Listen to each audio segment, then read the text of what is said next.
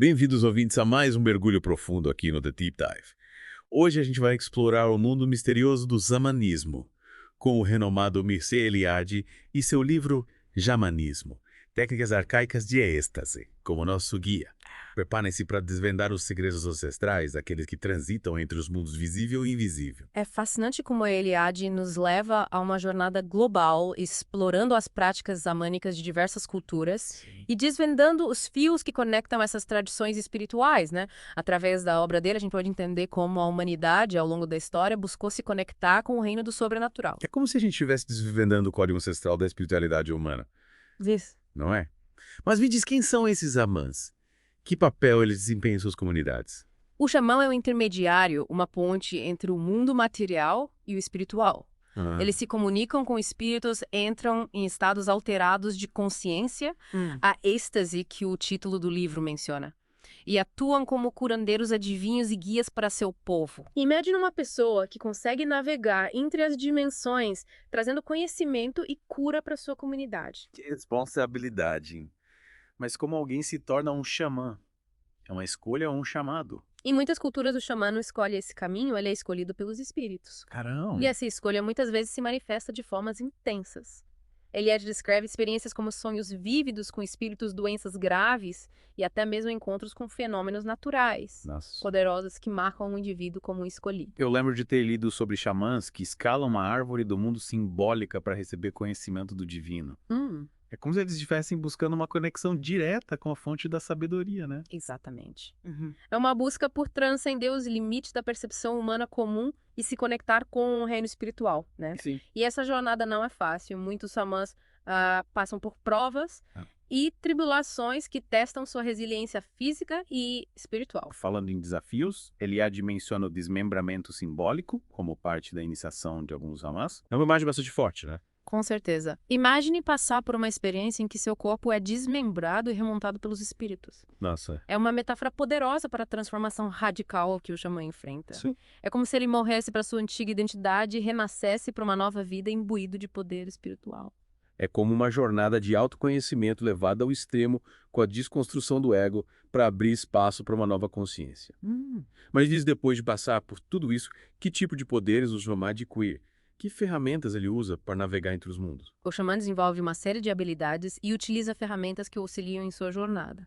O tambor, por exemplo, é muito mais do que um instrumento musical. Sei. Seus ritmos conduzem o xamã a estados de transe, guiando em suas viagens espirituais. Olha só, É como um cavalo que o leva a outras dimensões. interessante as vestimentas. Lembro de ter lido sobre xamãs que usam trajes adornados com penas, ossos e outros elementos da natureza. Qual o significado disso? As vestimentas xamânicas são como uma segunda pele imbuída de simbolismo e poder.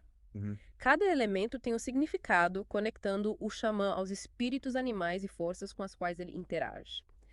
Pense no xamã Yakut, que usa um traje com um esqueleto de pássaro de ferro. Sei. As penas, por exemplo, representam a conexão com o céu e o mundo espiritual, simbolizando a capacidade de voar entre os mundos. É como se o xamã vestisse a própria essência do mundo espiritual. Mas me explica uma coisa, com a ajuda dessas ferramentas, eles conseguem realmente viajar para outros reinos. Para onde eles vão? A cosmologia xamânica frequentemente descreve o universo como dividido em 3 níveis: o céu, a terra e o submundo. Esses níveis são conectados por um eixo central, que pode ser uma árvore do mundo, uma montanha sagrada, outro símbolo de ligação entre os mundos. Entendi. E é através de portais nesse eixo cósmico que o xamã pode transitar entre os diferentes reinos guiado pelos espíritos. Que incrível. É como se eles pudessem acessar portais dimensionais para realizar suas missões. Mas qual é o propósito dessas viagens? Eles exploram o cosmos por pura aventura ou existe um objetivo maior? As viagens xamânicas têm um propósito claro: servir a comunidade e manter o equilíbrio entre os mundos. O xamã pode partir em busca de almas perdidas, combater espíritos malignos, obter conhecimento de deuses e ancestrais. Nossa. Ou até mesmo negociar com entidades poderosas para garantir a harmonia do cosmos. É como se eles fossem embaixadores do mundo espiritual, garantindo a paz e o bem-estar de todos os seres. Isso, Eliade descreve algumas dessas jornadas de forma bastante vívida. sim. Me lembro da história do Xamã Gold que viaja para o submundo em um barco feito de um crânio humano. É uma imagem poderosa, né? Sem dúvida. Essa imagem nos leva a refletir sobre a coragem do xamã ao confrontar a morte e os mistérios do submundo. É. O crânio símbolo da morte representa a jornada do xamã em busca do conhecimento e da cura mesmo nos lugares mais sombrios do cosmos. É realmente fascinante. Mas me diz, essas práticas xamânicas se limitam a culturas isoladas ou podemos encontrar ecos delas em outras tradições? Será que existe um xamã dentro de cada um de nós? Essa é uma ótima pergunta. E acho que a resposta pode surpreender. A busca por conexão com o mundo invisível é um anseio universal da humanidade. E como podemos identificar essa busca em nosso dia a dia? Que tipo de nono interior podemos despertar em nós mesmos? Acho que essa é uma ótima reflexão para iniciarmos a próxima parte do nosso mergulho profundo. Pois bem, voltamos ao nosso mergulho profundo no mundo do xamanismo. Antes de explorarmos esse xamã interior que reside em cada um de nós, vamos entender melhor como se dá o processo de chamado e iniciação dos xamãs. Certo. Mencionamos que eles estão escolhidos pelos espíritos, mas como isso acontece na prática? É como receber um telegrama do mundo espiritual. Seria interessante, mas imagino que seja algo muito mais sutil e profundo, como se o chamado viesse de dentro, talvez. Exatamente. Imagine um mundo onde a fronteira entre o físico e o espiritual é tênue. Onde os sonhos carregam mensagens poderosas e as doenças podem ser um sinal de despertar espiritual. Esse é o mundo do chamado. É como se eles vivessem em sintonia com uma realidade que nós muitas vezes ignoramos. Isso. Eliade menciona que alguns amens recebem o chamado através de sonhos, doenças ou até mesmo experiências de quase morte. Sim. É como se a própria vida os empurrasse para esse caminho. Sim, esses eventos funcionam como catalisadores, rompendo com a rotina e a previsibilidade da vida cotidiana, levando o futuro xamã a questionar sua própria existência e a buscar respostas em outros planos. Interessante. Lembre-se da frase de Eliade. Uma ruptura com a condição humana ordinária. Sim. É como se a pessoa fosse chamada a transcender sua própria humanidade. E a escalada da árvore do mundo que mencionamos antes. É mais um exemplo dessa busca por transcender os limites, não é? Com certeza. É a busca por conectar-se com o divino, com a fonte da sabedoria ancestral. Mas essa jornada raramente é fácil. O xamã em formação enfrenta provações físicas e psicológicas intensas que testam sua força e determinação. É como se eles tivessem que provar seu valor, sua resiliência, antes de receberem o conhecimento e o poder. E o desmembramento simbólico que Eliade descreve. É como o teste final, uma morte e renascimento para uma nova vida. Exatamente. Pense na angústia da desintegração do caos. Nossa. É nesse momento de fragmentação que o xamã abandona sua antiga identidade, seus medos e limitações. Para renascer como um ser espiritualmente fortalecido, é como uma lagarta que se dissolve na crisálida para emergir como uma borboleta capaz de voar. É uma metáfora poderosa. Mas me diz, após essa transformação, que tipo de poderes o xamã desenvolve? E como ele os utiliza para ajudar a sua comunidade. As habilidades do xamã são diversas e variam entre as culturas. Mas, em geral, ele se torna capaz de transitar entre os mundos, comunicar-se com espíritos, curar doenças, prever o futuro, realizar rituais de proteção e oferecer orientação espiritual para seu povo. Caramba! Ele é como um médico conselheiro e líder espiritual, tudo em uma só pessoa. Interessante. É uma função complexa e multifacetada. Mas como ele utiliza os poderes adquiridos na prática?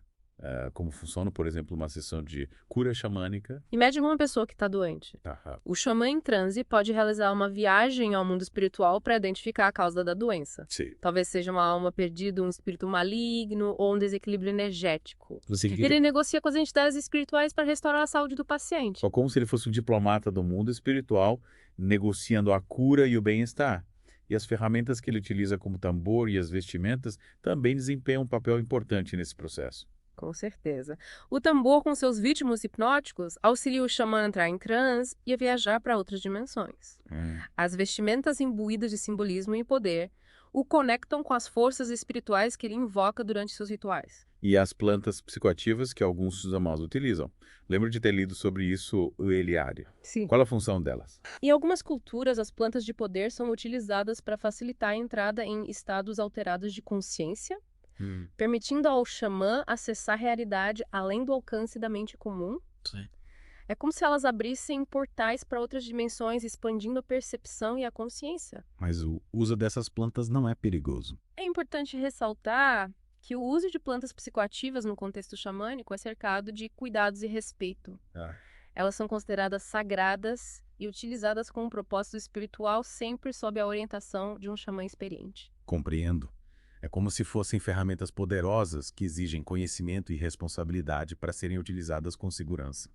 E falando em conhecimento, como o xamã adquire a sabedoria necessária para navegar entre os mundos e lidar com as forças espirituais. A sabedoria do xamã é construída ao longo de anos de aprendizado, observação da natureza, contato com os espíritos. E principalmente através das experiências vividas em seus estados alterados de consciência, é um conhecimento que vai além da lógica e da razão, acessando uma sabedoria intuitiva e ancestral. É como se eles aprendessem a ler os sinais da natureza, a interpretar os sonhos e a se comunicar com os espíritos. Exatamente. O xamã desenvolve uma sensibilidade aguçada para perceber as energias sutis que permeiam o mundo, aprendendo a interpretar os sinais e a se conectar com a teia da vida que une todos os seres. É fascinante como o xamanismo nos convida a expandir nossa percepção da realidade e a reconhecer a interconexão entre todos os seres. Mas será que essa visão de mundo se limita às culturas tradicionais ou podemos encontrar ecos dela em nossa sociedade moderna? Acho que essa é uma ótima pergunta para discutirmos na próxima parte do nosso mergulho. É. Será que o xamanismo pode nos oferecer insights para lidar com os desafios do mundo moderno? E voltamos para a parte final do nosso mergulho profundo no xamanismo. Exploramos o chamado as provações, os poderes e a sabedoria xamânica. Vimos como eles se conectam com o mundo espiritual e curam, guiam e protegem suas comunidades. Agora, na reta final, fico pensando como essa visão de mundo ancestral se conecta com a nossa realidade moderna. Será que o xamanismo tem algo a nos ensinar sobre como lidar com os desafios do mundo de hoje? Que bom que você tocou nesse ponto. É fascinante observar como a sabedoria xamânica que atravessou milênios pode nos oferecer insights valiosos para lidarmos com questões contemporâneas. No xamanismo, o cosmos é visto como uma teia interconectada, um organismo vivo onde todas as partes estão relacionadas. Essa visão holística nos convida a repensar nossa relação com o planeta, com a natureza e com os outros seres humanos. É como se eles tivessem desde sempre a consciência daquilo que a ciência moderna está começando a comprovar agora. Que somos parte de um sistema complexo e interdependente. Mas como aplicar essa visão na prática, no dia a dia? O xamanismo nos ensina a prestar atenção aos sinais da natureza, aos nossos sonhos, à nossa intuição. É um convite a resgatarmos a conexão com a nossa sabedoria interior, com nossa ancestralidade em um mundo cada vez mais tecnológico. E acelerado, o xamanismo nos lembra da importância de desacelerar, de silenciar a mente, de ouvir a voz da alma. Lembro de ter lido sobre a importância dos rituais no xamanismo. Será que podemos incorporar algo dessa prática em nossas vidas? Os rituais xamânicos são momentos sagrados de conexão com o mundo espiritual, com as forças da natureza e com a comunidade.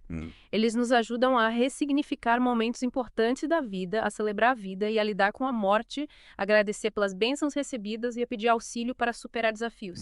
Na nossa cultura moderna, muitas vezes perdemos a noção do ritual da sacralidade do cotidiano. O xamanismo nos inspira a resgatar essa dimensão, a criar nossos próprios rituais que podem ser simples, como acender uma vela, fazer uma oração, meditar na natureza ou celebrar os ciclos da lua. É como se reencantássemos o mundo ao nosso redor. E essa reconexão com o sagrado pode nos ajudar a lidar com a ansiedade, o estresse e o sentimento de vazio que muitos vivenciam hoje em dia. Exatamente. O xamanismo nos convida a buscar o equilíbrio entre corpo, mente e espírito. Sim. Através do contato com a natureza do cultivo, do silêncio interior e da prática de técnicas ancestrais como a meditação, podemos encontrar paz, serenidade e propósito em nossas vidas. É como se o xamanismo nos oferecesse um mapa para navegarmos pelos desafios da vida moderna, utilizando a bússola da intuição e a sabedoria ancestral como guia. Que bela imagem. E para concluir nossa jornada, gostaria de deixar uma provocação. O que aconteceria se cada um de nós cultivasse um pouco do xamã interior? Se buscássemos a conexão com a nossa sabedoria inata, a nossa intuição, a nossa força interior? Talvez pudéssemos criar um mundo mais harmônico, equilibrado e conectado com a teia da vida que nos une a todos. Que essa reflexão nos inspire a buscar a nossa própria jornada xamânica, a trilhar o caminho de volta para casa, para o nosso centro, para a nossa essência, e assim, quem sabe, contribuir para a cura do mundo dentro e fora de nós. Este foi o nosso mergulho no mundo do xamanismo. Espero que tenham apreciado a jornada.